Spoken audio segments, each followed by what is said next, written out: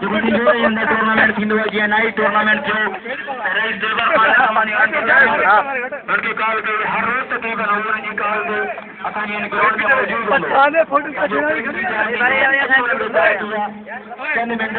बत्ती बटला आखिरी लम्हा पर मौजूद है यूट्यूब पे भेजूंगा आज नहीं आज 5 आउट हुए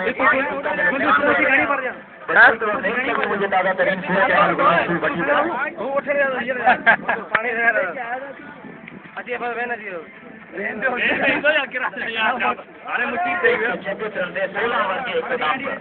भाई आज अभी 24 रन चाहिए क्या?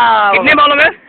24 बॉलों में 24 में 24 मैच अभी तक फंसा हुआ है ऐसे करके। अब देखो कब ये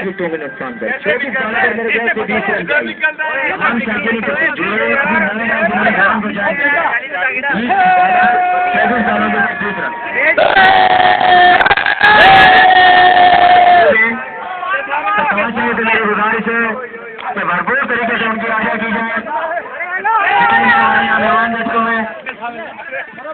नूर अहमद वरेमानी ग्राउंड के अंदर मौजूद अपने स्क्वाड के साथ, अपने मोबाइल स्क्वाड के साथ ग्राउंड के अंदर मौजूद फकीर नूर अहमद वरेमानी